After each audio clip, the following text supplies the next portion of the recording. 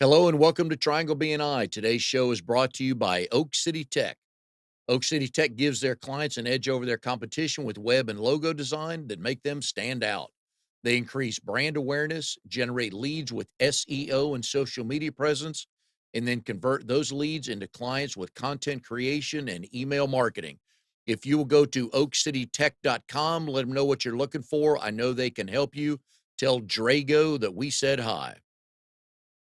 Hi, everybody. My name is Mike Manning, and each week we bring you a small business success story from Triangle BNI. If you're not familiar with BNI, it is Business Networking International, the world's largest networking organization. Our little slice of heaven here, if you're not from North Carolina, we call the Triangle. That is Raleigh, Durham, and Chapel Hill. Each week, 33 chapters and almost 600 members get together, and all we do is help each other grow their business.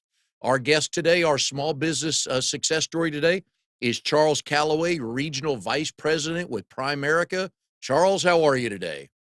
Doing great. All right. So, Well, I enjoy talking about firsts on the show, and because of coronavirus, Charles, you are the first virtual guest. So welcome. well, thank you for having me, Mike. I really appreciate it. I, Yep. I wish we were in the same room with each other, Yep. but I understand it's not possible now. That just means we'll have to do it again when things get back to normal and whenever and whatever that will mean. As a financial guy, Charles, your phone is ringing off the hook, isn't it?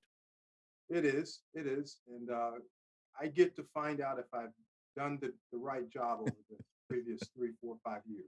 What are some of the questions you're getting from your folks? Well, everything from is this a good time to put more money in Yeah. to should I move my money to the sideline, get out of the market? Um, and should we adjust our plan, that sort of thing, so go things like that. Yeah, so like I said, one of the main things is they call and the real question is, are we okay? Yep. And they're asking me to give them some perspective and how all this is affecting them personally, and so that's what a lot of our conversations are surrounded around now. In talking with a couple other financial advisors throughout BNI that I've run across in the last week and a half, I was not, I guess I kind of knew it, but until somebody says something, you really don't think about it. Mhm. But this really is a time to buy, isn't it? You know, everybody heard of Warren Buffett. I love this one quote. He has a lot of good Yes. pithy quotes. He said, "Bad news is an investor's best friend." It lets the average person buy a slice of America, on a markdown price, and that's reality. It's just when you're in the middle of it, it feels a lot different when you're standing on the outside looking at it from a theoretical perspective. So it's best to understand what turbulence is when you fly a plane before you get in it. And so, yeah. As a financial advisor on it, and granted, this stuff is changing. I won't even say hourly. I'll say every 15 minutes. There's a new update or new this or new that. What signs do you look for that give you any indication as to what might happen up or down in the next day or 2 days? So here's the thing, Mike. Um, in my industry, you have the, let's just call them the nerds. These are the guys that are looking at all the statistics and they're staring at their computer screens and they're making those day-to-day moves. And then you got the guys that are working with the clients and working on investor behavior and trying to and getting their fingers on the pulse of their goals and dreams and things like that. And then you got guys that try to be a hybrid of those. Mm. I'm one of the people that work with the clients. And so I know, so I don't look at things from a day-to-day perspective as you may, but what I'm trying to do is bring Yeah. my clients to think more strategically, more big picture, specifically thinking about revisiting what their goals are, and then revisiting what the strategies are we put in place to optimize their chance of hitting their goals, and then fine-tuning adjustments. So it's not as tactical. Your question begs for a tactical answer. When the VIX is Ah, doing this, should I make a move? okay. Well, that's something that the specialists rely upon. So I make sure I put you with the right teams of portfolio managers or mutual fund managers to do that tactical work. My job is to meld together the right team. to make sure we're on track to hit our target for each client. Does that make sense? It does. And even though when people ask you what you do, you tell them you're a financial advisor, strategist, analyst, everything like that. But at the end of the day, you're an educator, aren't you? You know, I that's the aspect of my job, Mike, I love. I fell in love with coaching and teaching when I was in the Air Force many years ago, and that's the aspect of my job I think that's probably my clients rely upon most. I'm probably a better listener than I am a talker, but I do love teaching. It's one thing during times like this, especially. I think my clients, I don't know how they would verbalize it, but I think they would say, I like because I really feel like he understands exactly where we are and where we're trying to go. And when I after we spend some time together, I have perspective. I my fears are calm, and I know the next move to make. So yeah, heart of a teacher I think is a very very important um, attribute for someone that does the type of work I do. Do you enjoy the younger folks who are starting to put their plan together more than the kind of more established folks with money to invest? Does one or the other get you going more? You know, I I have clients the full spectrum. Mhm. Okay, um, I love starting with the fundamentals and work with the young couples. I'm a baby boomer myself. I know I don't look it.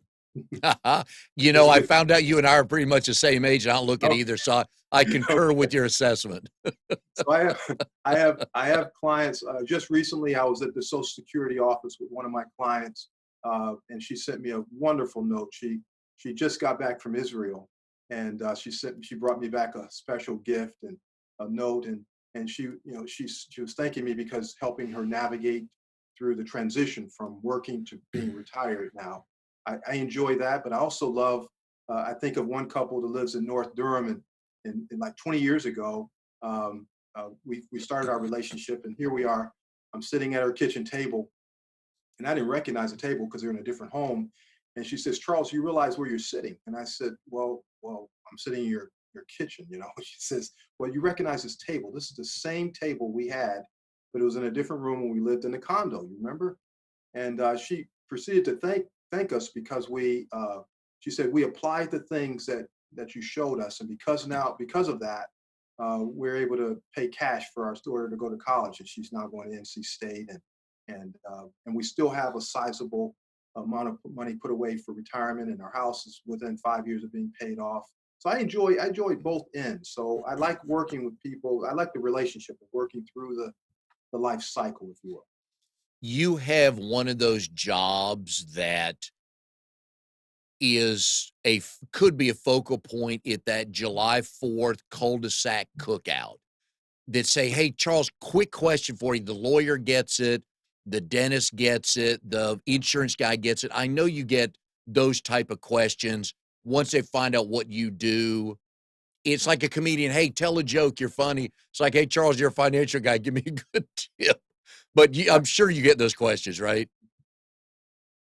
I do, and it's always walk away from them. So you know what? I hope I didn't say something stupid.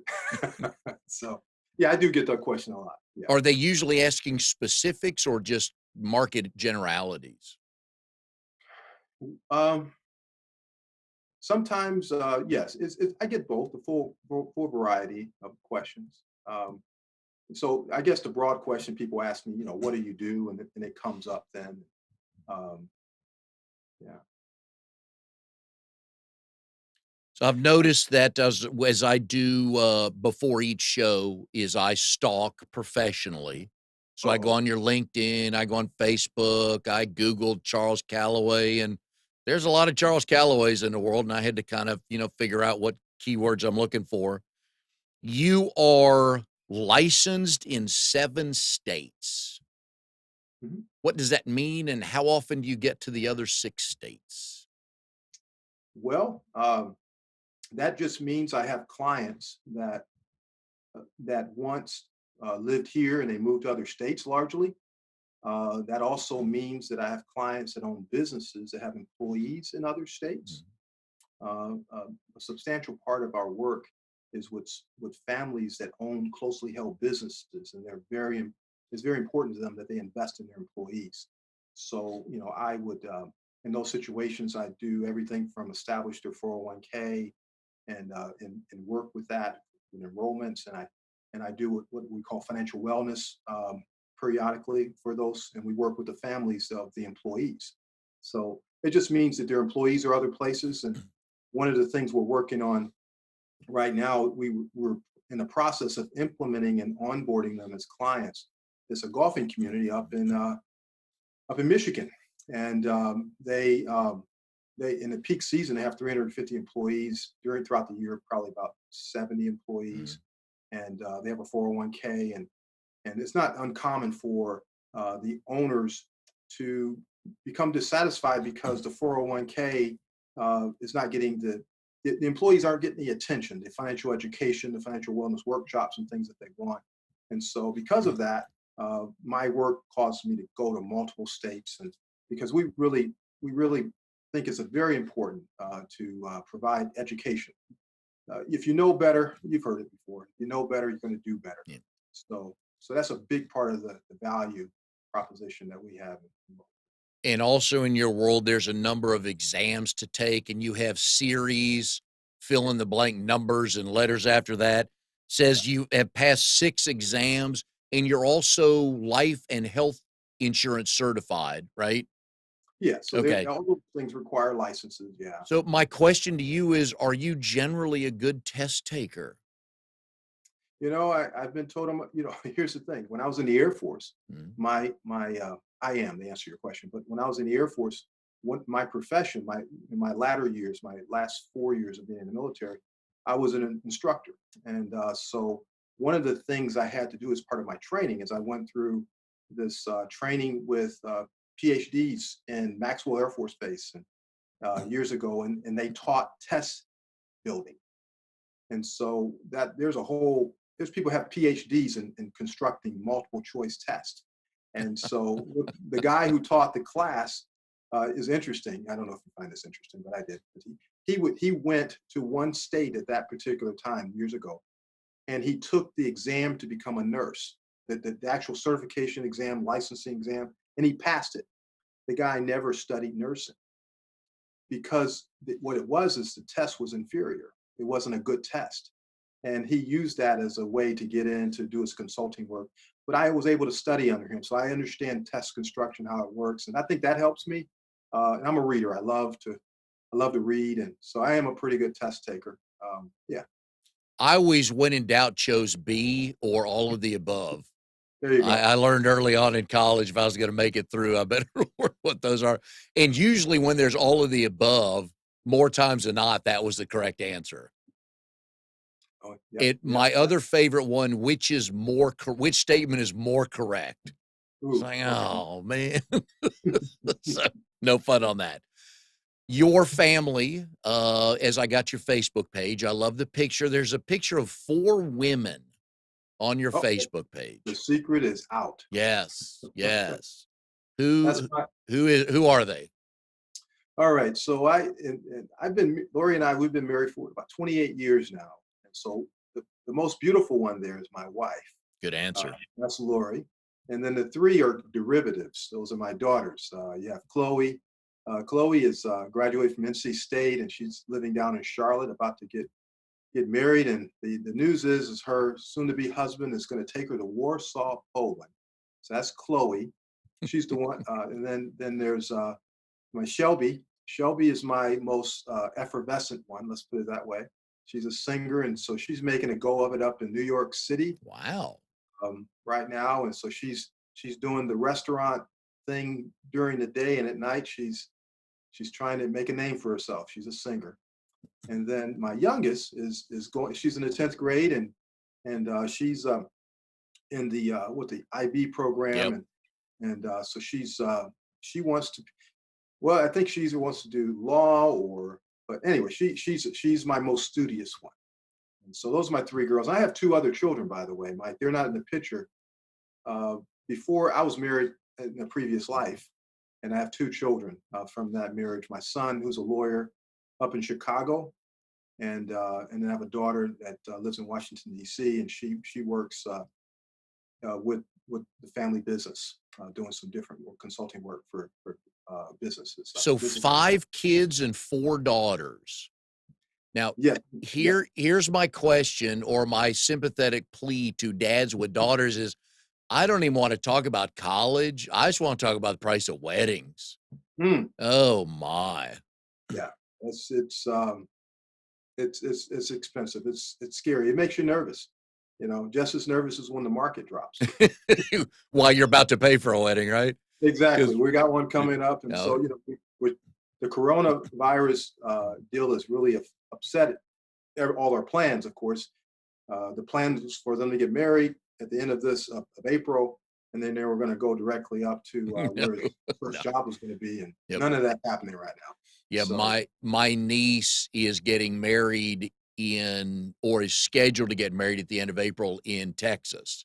okay, And we're talking to them this weekend and they're gonna I was talking to her mom last night and she's gonna just go ahead and book the July date rather than okay, wait because the state of Texas was gonna come out here in the next couple of days to update what they were gonna do about social gathering. okay. And she said, you know what, they're just gonna go ahead and rebook it because you know what's coming. Yeah. And I feel for all the bride weddings, funerals, anything like that that's gonna have a gathering of family, friends, and loved ones. I feel for folks, but having raised 2 boys, I get off easy. I just get the rehearsal dinner. So when our oldest son got married, I think their wedding was like 25 or 27, and Wow. rehearsal dinner was like 3 grand because they just wanted from food from their local favorite barbecue place. So I'm like, all right, Hmm, I'll play that game. there you go. I saw I saw an interesting picture of a friend that's actually a pastor of a church up in Chapel Hill. They did the wedding. It was last weekend, and everybody, all the wedding parties, a small group, obviously can't go over the number. He didn't. Everyone had a mask on, Wow. so they're all dressed up, Yeah. and everybody had one with the mask on. And I said, man, that's a picture I'm going to keep Yeah. 20 Well, years from now. You're like, what's going on there? and I like that, and I know in the moment that's not their first choice, but forever and ever and ever, that's gonna be a great story that they can tell while all the other brides are gonna talk about their wedding and like, "Well, hey, I got a picture that can top all these stories." Right, right, right. So, but I do feel for them. But, hey, everybody's adjusting, and at the end of the day, you wanna get married, so, all right, what do we gotta do to get married? You can do this or that, and, okay, we'll do that. That's it. I always like to ask guests on the show how they met their spouse, and you both tell the story the same way. Hmm. Exactly. You're asking if we tell the story the If same you way? and Lori tell the story the same way of how you 2 met. Well, maybe the older you get, it's like that fish story. The older, the longer it changes, right? Yes, it does. So, so the story that we tell now, which is the true story, is I was we were in Tucson, Arizona, and I was trying to get the business, the retirement plans business for a small business that just moved into the area. And you know what kind of business it was? It was a dating service. Nice. It was a precursor to what we see now on the internet. It's Mhm. kind of the inspiration of that. Yep. So you would go in, you would take a psychological assessment, like one of those Briggs Meyer type things, and then they would try to match you, and you would pay a certain amount of money for a certain amount of connections, which it would happen through snail mail. Yeah, And so, back in the it was the only thing available back then, wasn't it? yeah, exactly. And so I went in and he was trying to pitch me on the idea of using this, and I was trying to, win him over to set up a retirement plan. Well, and he said, "Well, just try it." So I did the Briggs Meyer test or whatever. And one day I came home from the office, and there in the mail I had this one envelope, and opened it up, and there it was, Lori Went. And so I called her, and we talked on the phone, Mike, for 4 hours, and we got together like 2 days later when we got together for lunch at the Olive Garden there in Tucson, Arizona, and we've been together ever since. It's amazing.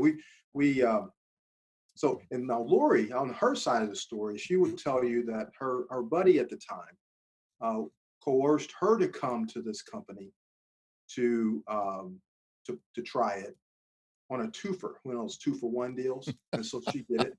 So she only got one connection. I only got one connection because they were all on a trial Oh, basis. wow. And so then I guess the thing was, should we tell these guys it was a success? Now, 3 girls and a marriage later. Yeah. Yep.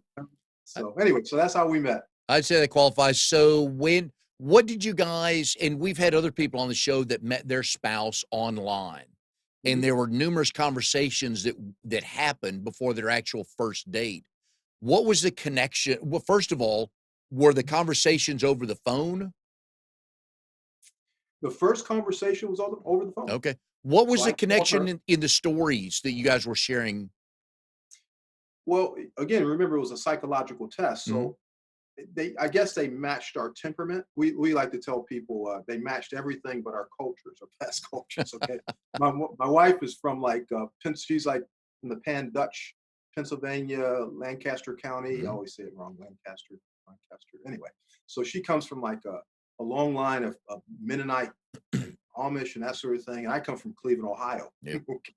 And so they didn't match that part, but you check that box that says it doesn't matter. So we got together and we've been together ever since. But the thing, the common thing was we automatically gravitated to talking about business. I don't know what it is, but Mm. we always had we both have a common. We love talking about business and how to maybe find different ways to bring a product to market that's better quality. She was really into mail order at the time. And she's always been really into design. She has an incredible eye. She could take 3 pieces of junk and make it look beautiful.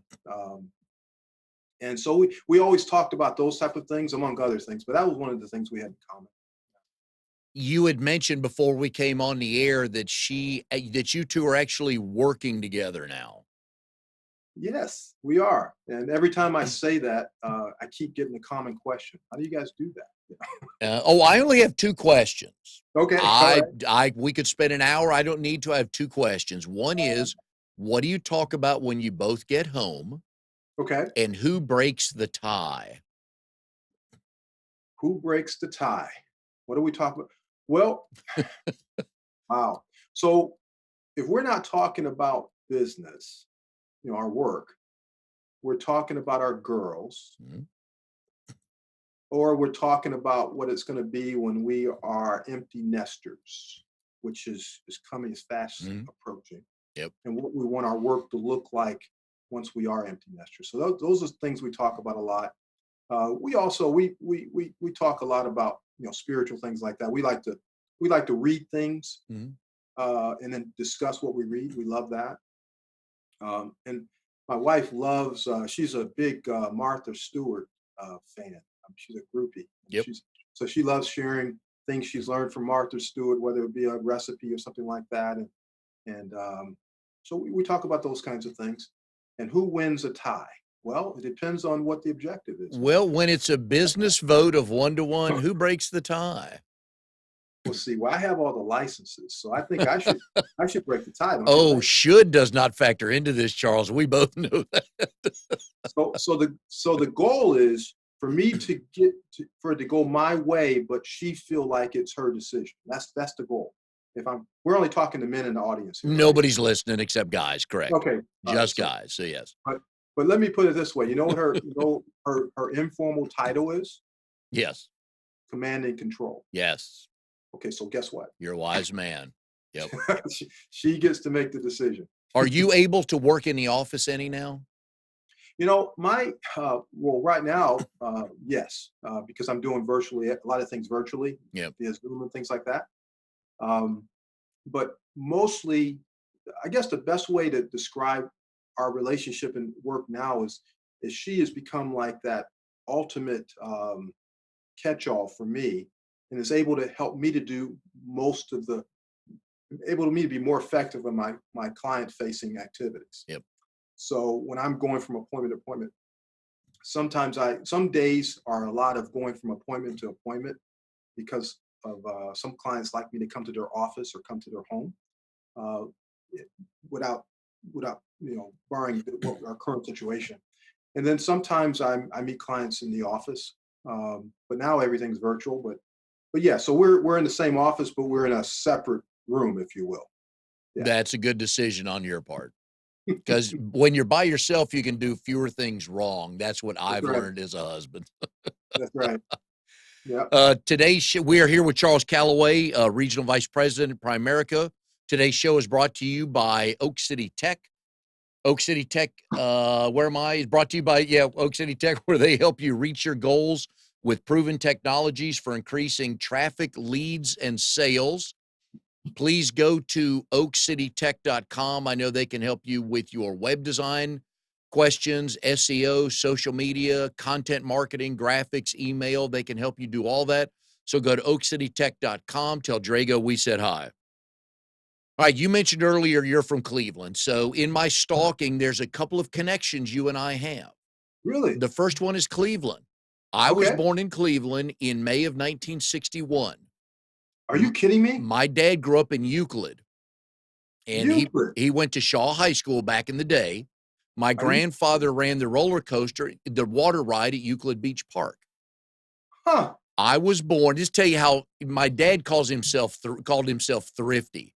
I was Okay. born at Booth Memorial Hospital for Unwed Mothers because he Okay. could get me out of there for like $75. Oh wow. Now that's a story, man. And my dad was born and raised there. My brother and I were born there, but we moved away in I think like May of '63, right after my brother was born. But we would go back and visit. Wow. But were you anywhere near that side of town? Wow. So I was, let's see, I lived on the east side. And I went to Bedford High School. So Mhm. the Bedford area, Garfield. Okay, Uh, heard of that. so everyone heard of Arsenio Hall, Oh right? yeah, yep. So Arsenio Hall, he used to talk about a bar called Porky's, and that was near Garfield, Ohio, which is Cleveland. Okay. And well, my dad used to frequent that same place. So Garfield and then Bedford, and I was on the swim team at Bedford High School, and so Euclid always popped up on the radar Okay. area and everything. So yeah, Yeah. and you know what? I was born in May of 1961 as well. Oh yeah, no, I noticed that. So I you think saw you're a that, huh? couple days older than me. I was born on the 30th. Okay, so you can call me Sir from now Yeah, I will do that, sir. Yes, sir. Pronounce the name of your high school. Bedford High School. But what was St. Peter? Chanel, Oh, Channel? I'm sorry. Okay, so now you're about to show my my past. No, I So want to know why you got sent to Catholic school. That's what I'm trying to get well, at. I'm about to tell you. So I got kicked out of Bedford. Oh, jeez. Okay, Did you really? I was kicked out of Bedford, and so my swimming coach, he negotiated a deal for me. He's to go across the street to go to Chanel, and the reason they took me is because I was on the swim. He said he's a good swimmer. He could be on your swim team. That way, I avoided going to an inner city school in Cleveland, Ohio, which was pretty different than going to Bedford High. And the reason I was kicked out, okay, was I was using my brother's address, which was in this school district, and I was actually living in the Garfield area. So Okay. my mother did that so that I would quote unquote go to a better school. And during the whole busing thing, Mhm. so we broke the rule, and they found out about it, and I was kicked out. And so I'm not proud of that, Yeah. but that's what happened. So that's how I ended up going to Chanel. Okay. Chanel I High look at your mom's move. That's good. In my mind, that's good parenting. That's looking out for your kid. I got no problems with that. Yeah, so mom, yes, took care of me. Yeah, so I Bedford High School. Yeah, yep, that's So right. St. Peter Chanel, I always go to look at notable alums. And I'm Okay. hoping this show with its popularity will get you on that list. Uh-oh. Believe it or not, there are 4 NFL players. One have I'd heard of, the other 3 I had not. Okay. And then Gene Smith, the Ohio State athletic director, is an alum of your high school. Really, I never met these people. And then you went on to the University of Cincinnati. Hey, can I Yes, tell you something? sure, You want a famous alum? absolutely. Okay, so you know who went to high school with me when I was going to Bedford High School? Nope. Holly Berry. Oh, did we know Holly Berry? No, unfortunately, no. That And was Holly, that was a different league. okay, yeah, oh yeah. Now I get So that. So So she was a little younger than me. So she would have been a freshman when I was a senior. And so my senior year, I ended up going to Chanel. So she so was a freshman. Yeah. when you do run into Hallie again, you'll go Garfield, right? Well, I'll Stick say together. Bedford. Or I would same say Bedford. Yeah, Bedford okay. High. Same Yeah. Bedford. All right. Mhm. So I Yeah. like that. And she would say, "Who are you, a stalker?" Yeah. And the answer is yes, but still I want to say hi. What Yes. got you to Cincinnati? Uh, let's see. That was one of maybe that was only one of two schools, two, three schools that accepted me. So I went to University of Cincinnati. At first, I was going to do engineering, and I started looking at all the math they wanted me to take, and the math was no problem, but the physics classes Yeah. and things. So I decided to go into business, and so that's and my cousin. I had a cousin that went to the same school, and so that was some of the things that weighed in on it. Yeah. I'm glad you backed off the math thing because what people don't want to hear about their financial advisors, they hate math. Oh no, I actually I love math. Math, yes. Um, I'm with you yeah, on the physics part of it. So, yeah. So and I you, not like a scientist looks at it. yeah, No, I like statistics and things like and that. you've learned to enjoy percentages and reading charts and graphs, Yep, right? I Are do. you pretty good on Excel? I love spreadsheets. Oh, spreadsheets get me excited. Yeah, Do but they? All right. Hang on a sec. I got to write that down because I always try to find a title for the show, and I always wait for the guest to say something. So okay. we might have to title this "Spreadsheets Get Me Excited." Oh And boy, speaking of nerds, you referred to earlier in the show, yeah. I'm in that category. Now, University of Cincinnati has a number of famous alums. The biggest Okay. one, anybody's a basketball fan, would be Big O, Oscar Robertson. Yeah. I did not know that Sandy Koufax went to. They call it UC up there, or just Cincy? You see. UC. All right. I had no Yeah. idea Koufax was from there. Yeah. Here's Yeah. two others. If you want to know, again, hopefully Okay. this show will get you on that list. If you Google famous alums, University of Cincinnati, about 18 or 19 names showed up. Okay. George Clooney. Really? Yes. Did not know that. I don't know if you two were there Wow. at the time. Okay. I will spare you to ask if you were there when Oscar Robertson and Koufax were there because I know the answer is no. So I'll Thank spare you that. There was a lot of dust on the trophy that had Oscar's name on it when I got Oh, yeah. it. One of the underappreciated comedians from back in the day. And if you're young, you got to go ask your parents, Nipsey Russell. Wow. I Yeah. haven't heard that name in a while. I know I haven't either, but because like I said, I love it's stuff like this that makes a good Yeah. show for me to Yeah. talk about, but Right. I had Right. no idea. And then of course a bunch of senators and blah, blah, blah. I don't really care about that. So, but I thought that was funny. At some point in time, when did financial thinking come into play? Well, can I tell you a story? This show's all about stories, man, So I was in the Air Force, and a which young we man. will get to. I got notes on that. Okay. That's our So other connection, by the way. So, but go ahead. okay. Yep. So my original passion was teaching. Okay, being an instructor. That was my favorite job. I was in the Air Force. Bill Thomas gave me a call out of the blue. He said, "Hey, Charles, I want to come talk to you and your wife about asset management." You know what my first thought was? Yeah. I don't have any assets to manage. And so I got a mortgage and Yeah. two car, and Now, when was this? Give me a time frame on this. oh man, I was like 1985. Yeah, Okay. 1985. Okay, so Bill called. I still remember his name because he made such an impact. I'm not exaggerating.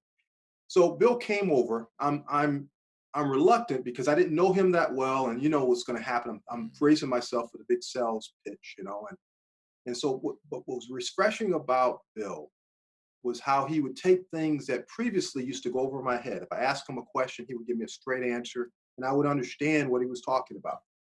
And then when he saw I didn't have a lot of investable assets, any money, his eyes didn't turn off. Yeah. You know, and so that made him attractive. And he started teaching me some basic principles about how money works, some of the fundamental things.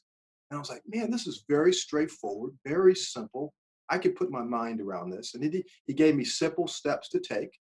And, one of the things I've discovered since then is that we all kind of have an idea of where we want to go financially and everything. We just don't know how to get there. We don't know the simple steps. And Bill had a way about him to do that. And so from that, that's when I first got the bug. And I started to, I convinced myself then that uh, it may appear to be complicated, but if you take the time to really study it, it's really straightforward and simple. And the things that will move you from being unsuccessful to successful really aren't hard to understand. And so that was when I first got the bug. Bill, I attribute that to Bill Thomas in the Air Force years ago. I always found that the really good teachers can give you the why, because any teacher can give you a statement that Mm-hmm. may or may not resonate. But once they explain the why, and then when they take it, for me, at least one step further, is how to apply it. And it sounds like he did that for you on the financial side, just to He, understand it. he did. He did. It made a huge difference. How did you apply that to your teaching life then? Some of the things that he shared with me in that meeting, believe it or not, to this day, I incorporated in some of the things that I teach my clients today. Um, it's amazing, things like the rule of 72 or, um, the time in the market, not timing the market, things like that, it hit me like it made an impact. And so a lot of the things that I learned from him and then became kind of it created a ripple effect in my life. And I like to think that if you impact a person's life, their personal financial life, you create a ripple that's like no other. It affects the family, it affects the marriage, the children. If you own a business, it affects that. And so it gave a weight and an importance to this work um, that I didn't previously see before. I thought of it just as before, it's just as something that I didn't have enough money to participate in. Number one, number two, it was like studying economics and that sort of thing. So it made a difference. What is the rule of 72?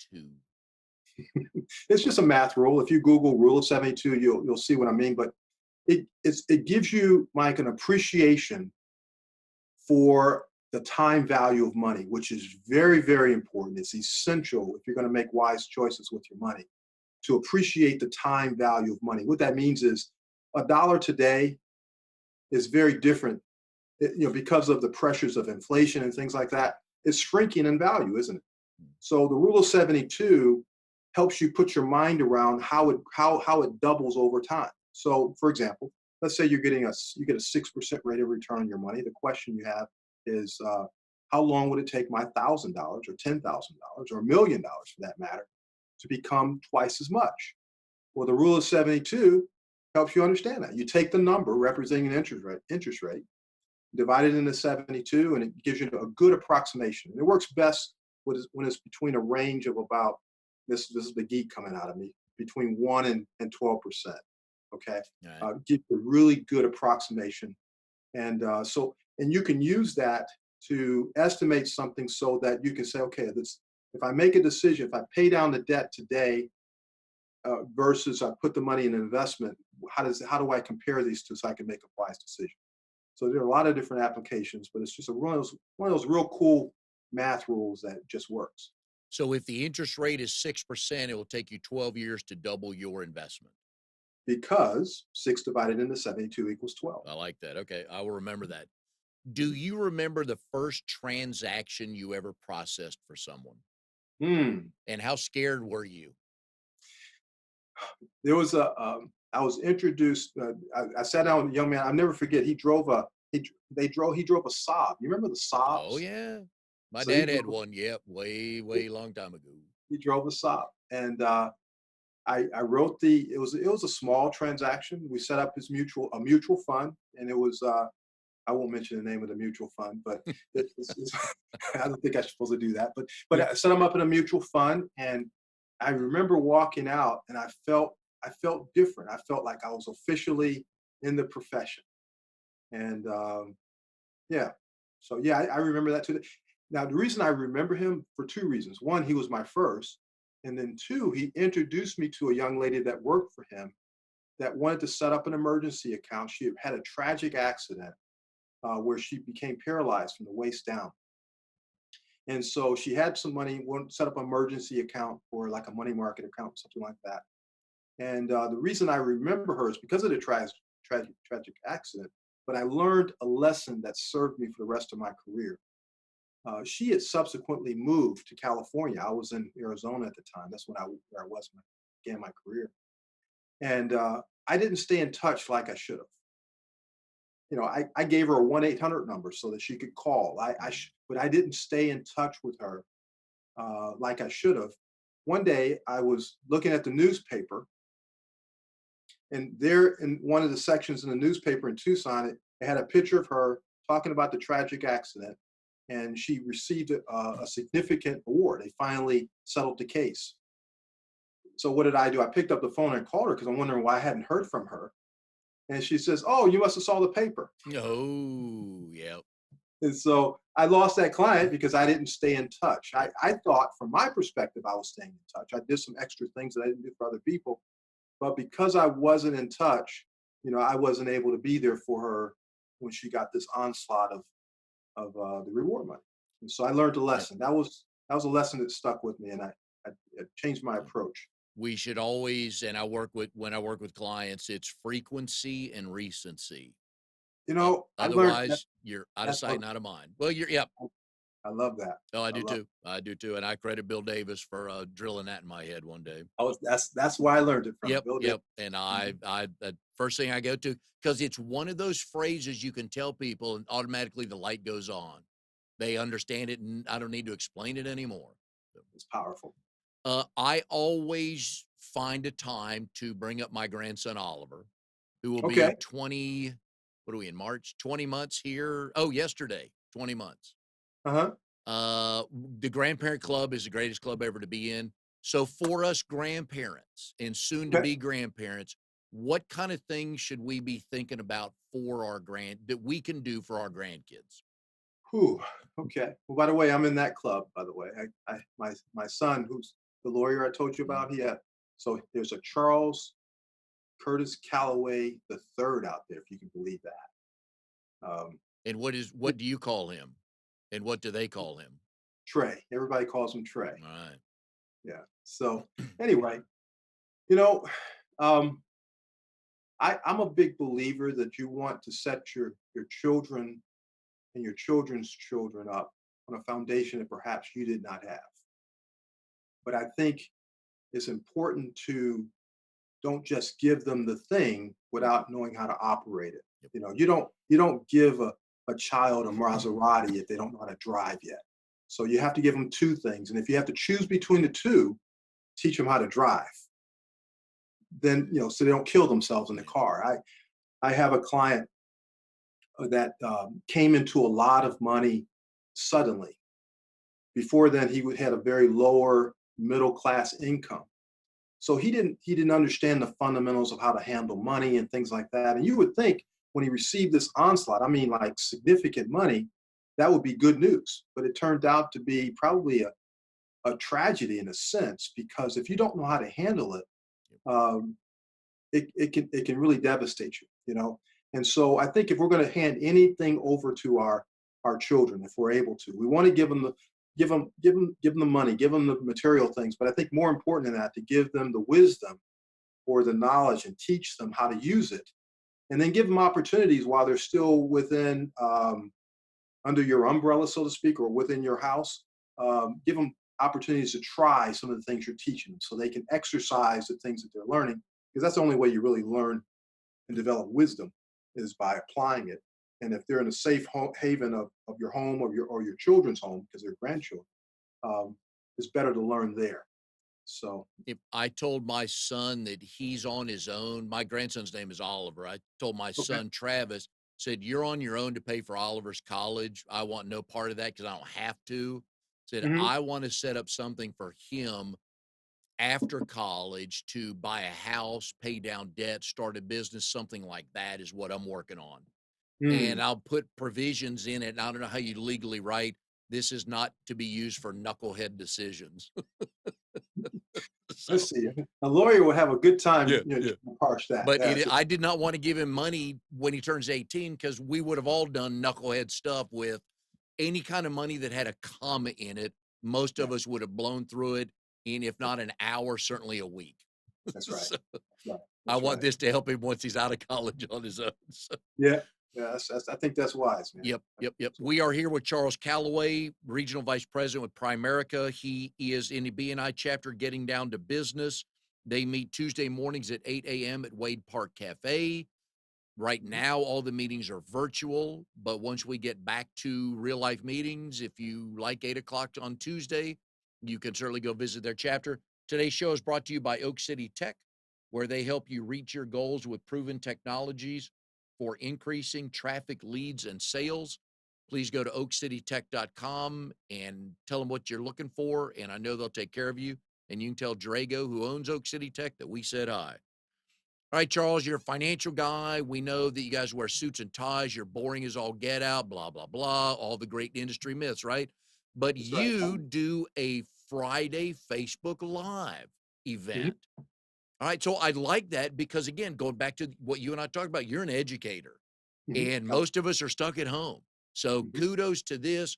What brought this about and what kind of things what's the format of the show? Okay, so what we're going to be doing there is right now we find ourselves in special times, and we're calling it Financial Friday. And what we're going to do is talk about some of the things, some of the seven. We're going to start out by talking about some of the seven mistakes that people commonly make, and what to do about it. And so to give you, we'll talk about that.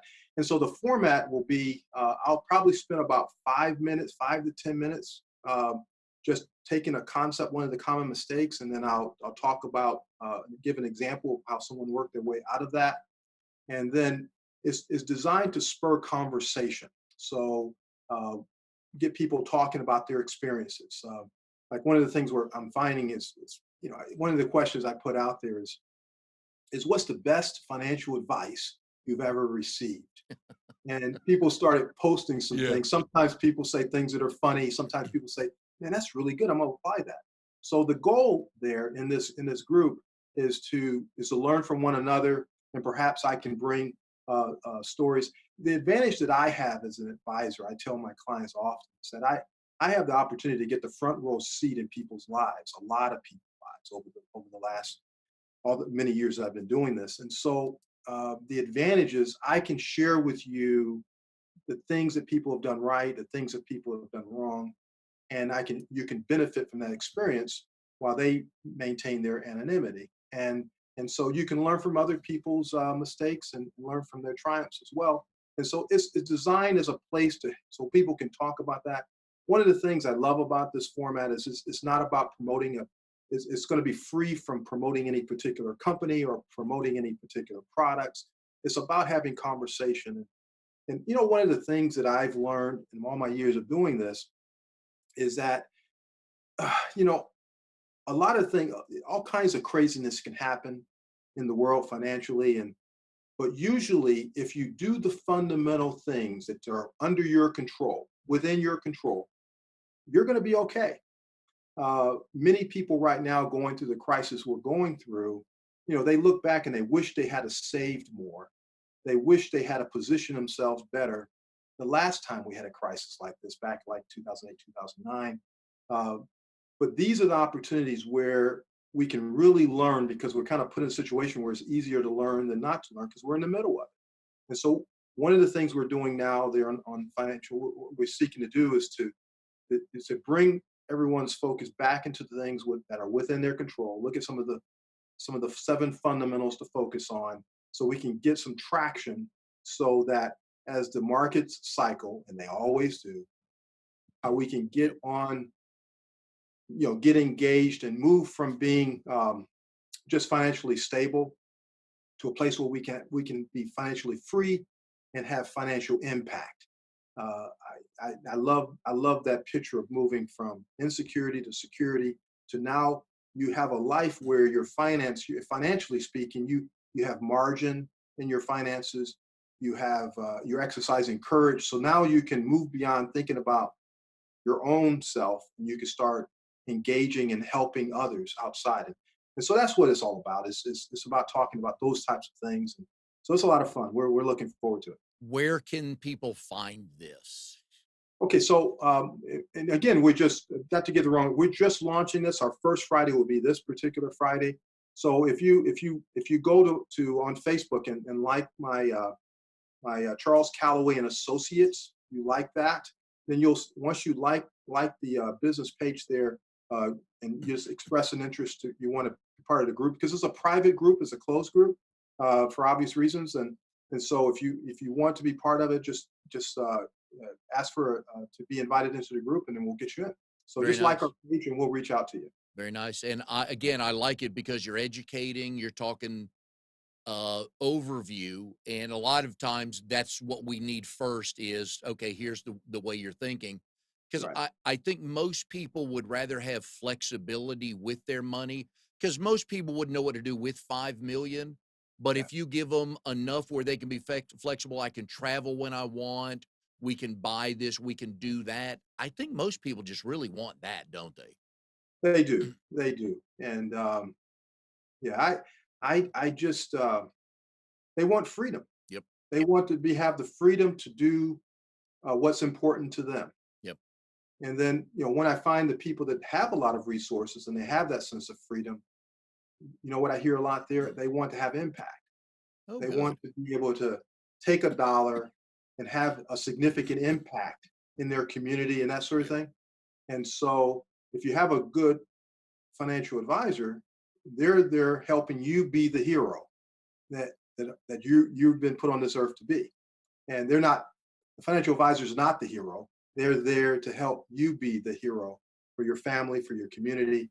And a lot of the things that move you to that space have less to do with the economy and the current events than at first they seem to appear. Yep. If we do the right things with our money, we can still move through those stages and get there. And like you said, there's always going to be ups and downs. There's always going to be corrections. But if you plan properly, like you Yeah. said, you're probably going to be okay if you do the things you can control. Right, The right. the other connection we have is Davis Monthan Air Force Base in Really? Tucson. Tucson. Are you? My I'm my talking. wife's sister, Mhm. her husband Jim used to fly, was in the Air Force. Forget how long he left there to. I think it was it 12 or 15 years, and then went into the FBI. But they were at Davis Monthan. He was a B-52 Nav, I believe, when they Okay. were there. But you guys missed each other because I called her last night. You guys missed each other by about 5 months. Really? So how was life at Davis Monthan? Okay. The plane descends into Tucson. It looked like we were about to land in a dust bowl, literally. But you know what I learned? I learned that once you settle in a place and you spend enough time there, you start to discover a beauty that before you couldn't appreciate. The beauty of the desert is a totally different type of beauty that we appreciate here in the Yep. Raleigh Durham area. But it's no less alluring. I mean, you haven't seen a sunset until you saw one in Tucson, Arizona. But Davis Mountain is known for the A-10 aircraft, and the The famous story, Warthog, right? the Warthog. The famous story is that with the A-10 is that they designed the gun first, and then they designed a plane around the gun. And when the tanks of the opposing army come over the hill and they see an A-10 coming on the horizon, it's history. It's not going to be good. Because that's Uh, what they do is they shoot tanks, don't they? yeah, I mean those bullets from that gun Yep. is very powerful. So that's it, I some of my fondest memories, my formative years were spent there at Davis Monthan Air Force Base. It always holds a special place in my heart, and that's where I met. Remember, that's where I Yep. met Lori. Oh yeah. There's a reason. I love the point in time moments. Why did you decide to go into the Air Force? Uh, I think I was running. To be honest with you, I was running from problems, and so I landed in the Air Force. But why did I go into the Air Force? Do you really want to know the real story? Because if you didn't, you wouldn't have met Lori. I wouldn't have met Lori. Yeah, so That's I always tell Lori I was looking for her. She doesn't believe that part of the story. Uh, so the thing is yeah, it's amazing how you can make a decision in a moment that will change the rest of your life. mhm. me and my friend Leonard McClin, we were hanging out together, and late that night, we're flipping through. It was like 2 o'clock in the morning. A commercial came on. A Few Good Men. You remember the Few Good Men Mhm. commercials Oh, of yeah. the Marine or whatever? But we couldn't make it into the Marines. But we both the next day. Well, he said, "Let's join the military," because money was tight at the time. And I said, "Okay, let's do it." He called me the next day and said, "I did it." I said, "You did what?" He said, "I enlisted into the Air Force. Now you got to do it." I'm like, "Are you kidding me?" You know, and I enlisted. So we went into the Air Force under the buddy program. And I think back on that, I'm like, that was crazy. Why did we do that? So anyway, that's how I ended up in the Air Force. But I don't regret it. I learned a lot. How did you have a choice on where you wanted to go, or how did you end up at Davis Monthan? So my career field, how did that work? No, you don't get a choice. I didn't get a choice. I'm having to go way back. So you take a test. So if you don't score too high enough on the test, then you have a limited choices on what you're going to do. So, but I had a pretty good. I was a good test taker. So I took the test, and I was able to choose my career. You get to choose your career field. And so I was at that time I was thinking I wanted to do something more along the lines of supply chain business, things like that. And so that's how I ended up the career field that I ended up. But once Man, you you choose you are that, a nerd, aren't you, when it comes to that, thanks, right? man. I appreciate that. Is that's in a good sense, right? Oh, huge. Yeah, because you like to put things on paper and figure out where it goes, right? I do. And how it goes, yeah.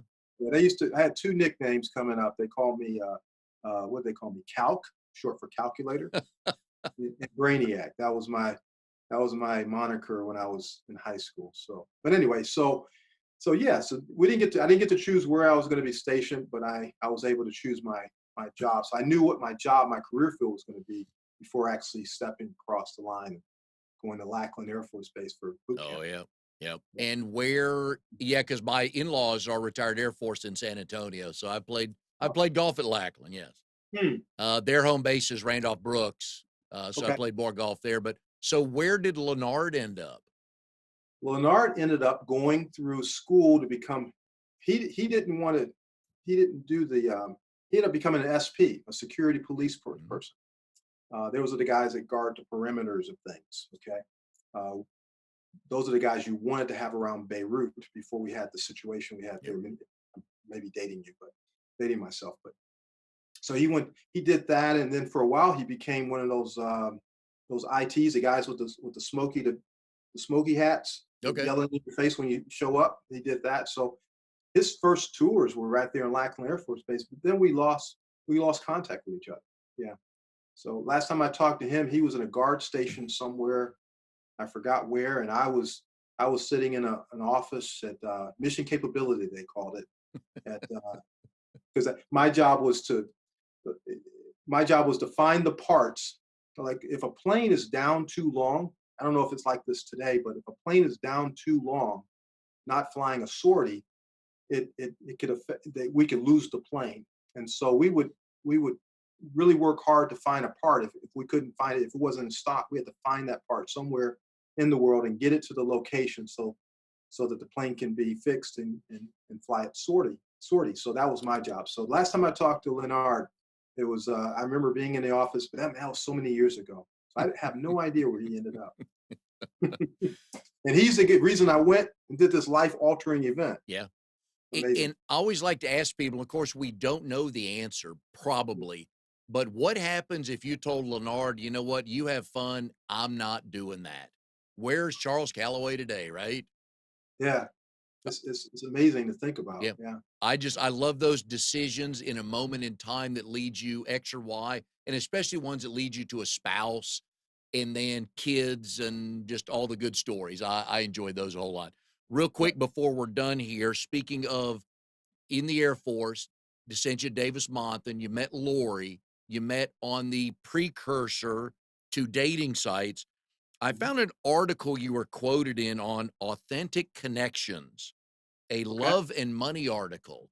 Oh You were boy. supposedly on there with financial advice, but you actually gave dating advice. You Oh remember man. that article? Faintly, I remember the article, but I Uh, don't remember what I said. So, man, you this were is asking people, what does your partner slash spouse do? How do they treat people? What are they like when things go wrong? Those were actually some good questions you asked. mhm, But it's mhm. funny, as you and two other financial advisors, and the other two just talk money, but you, being a dual threat, talk finances and love.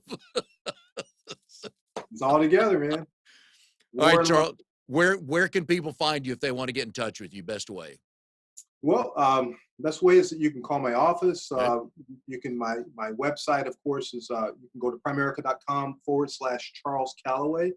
Um, I mentioned Facebook again, Yep. but if you search Charles Callaway and Associates on Facebook, you can find me there. Um, I think All that's right. it. Yeah. Well, you're getting 35, 30 plus years of experience.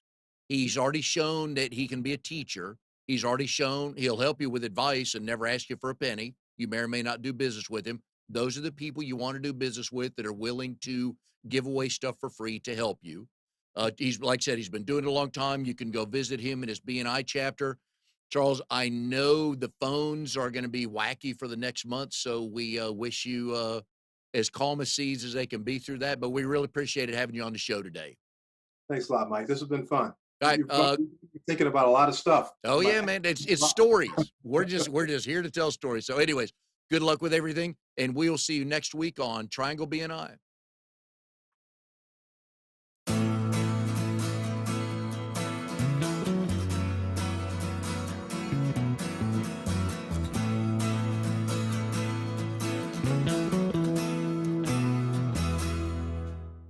You are tuned to the Nissan Communications Network. If you tuned in too late, you can always watch each program in its entirety or download an MP3 audio file of it in the archives section at nissancommunications.com. Don't forget to subscribe to our YouTube channel, follow us on Twitter, and like us on Facebook.